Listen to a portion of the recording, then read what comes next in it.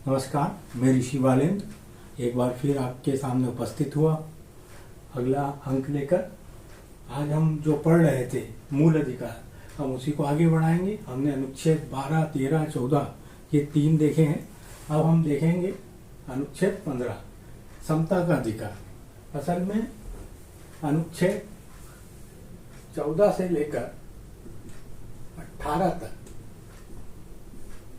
मूल अधिकारों के बारे में बताया गया है, समता के अधिकार के बारे में। अनुच्छेद 14 से लेकर 18 तक जो है वो क्या है? समता का अधिकार, समानता का अधिकार। ठीक है, तो अनुच्छेद 14 से आगे बढ़कर अब 15 हमें कुछ बताता है। 15 हमें क्या बताता है? 2 बातें याद रखिएगा।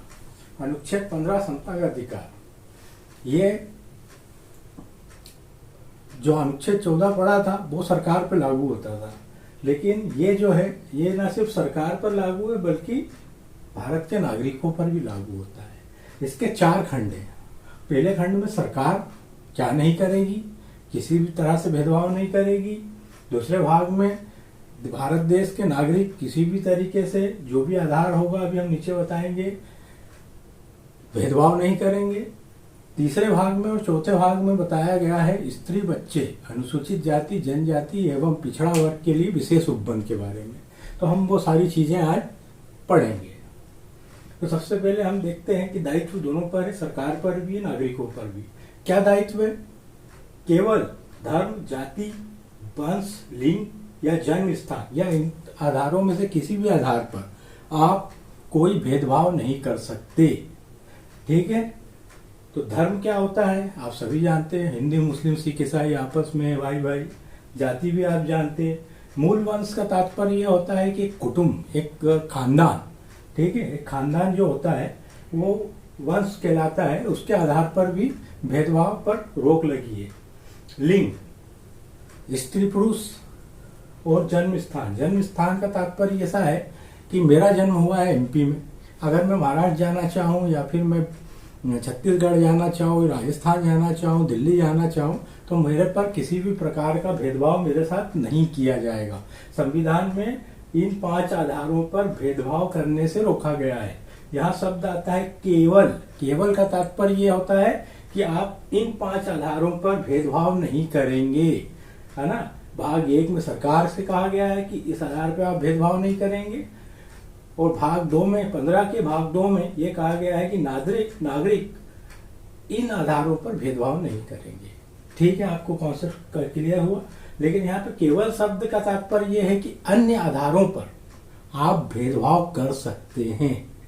तो पहला तो जो है सरकार पर साफ तौर से कहा गया है कि आप धर्म, जाति, वंश, लिंग या जन्म स्थान के आधार पर कोई भेदभाव नहीं करेंगे, ये सरकार से कहा गया है। इसका जो दूसरा पार्ट शुरू होता है वो नागरिकों को लेकर है, जिसमें कहा गया है कि होटल में, मनोरंजन के स्थानों पर, सार्वजनिक मनोरंजन के स्थानों पर, दुकानों पर किसी भी तरह से किसी को भी जाने आने से इन आधारों पर नहीं रोका जाएगा कि भाई तू फले धर्म का है या तू फली जाति का है या फले वंश का है। ठीक है, या तुम स्त्री हो, इस तरीके से रोक टोक नहीं कर सकता कोई भी नागरिक।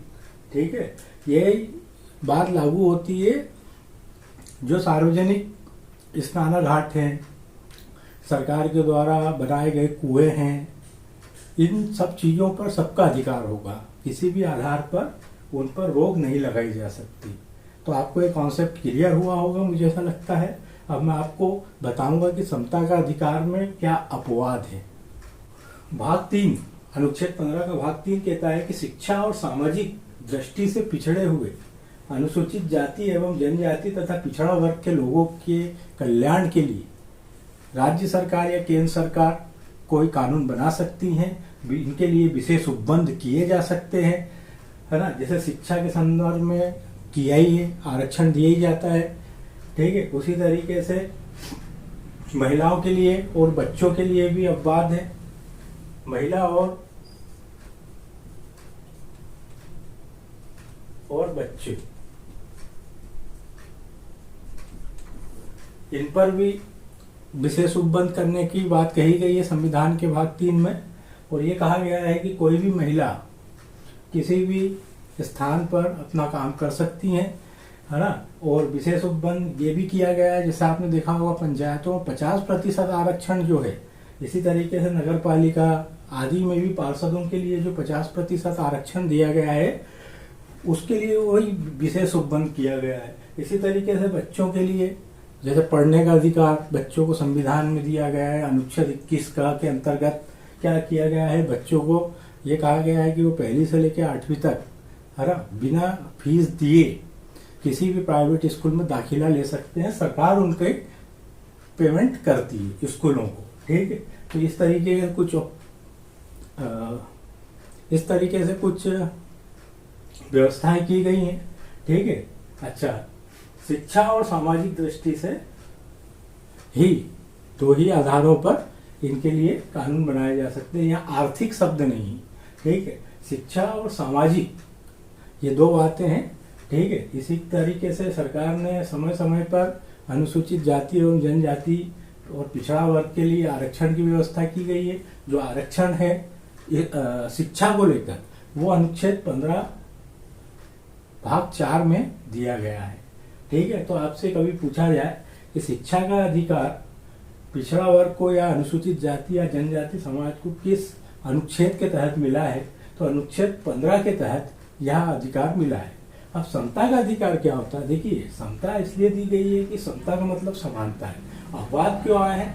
क्योंकि 1947 के बाद भारत आजाद हुआ था और उस समय ये बात लगी थी कि भारत में इन वर्गों के साथ भेदभाव होता है ना। इस भेदभाव को रोकने के लिए और समानता को एक लेवल में लाने के लिए इनके लिए विशेष उपबंध किए गए हैं। और कोई भी मामला नहीं है, सिर्फ मामला ये है कि ये 1947 से पहले इन लोगों की स्थिति दयनीय थी, जो कि समता के अधिकार के तहत उनको एक तराजू के पल्ले में बराबर करने के लिए इस तरह के उपबंध किए गए हैं, ताकि ये लाभ अधिक ले सकें और समाज में जो कुरीतियां फैली हुई है वो दूर हो सके, ठीक है। मुझे पूरी उम्मीद है कि आपको ये बात कुछ समझ में आई होगी। मैं अगला वीडियो अनुच्छेद 16 मूल अधिकार से संबंधित है और समता के अधिकार संबंधित है, कल लेकर हाजिर होऊंगा। अगर मेरा वीडियो आपको अच्छा लगा हो तो प्लीज़ सब्सक्राइब, लाइक, शेयर अवश्य कीजिएगा। आपका बहुत बहुत धन्यवाद।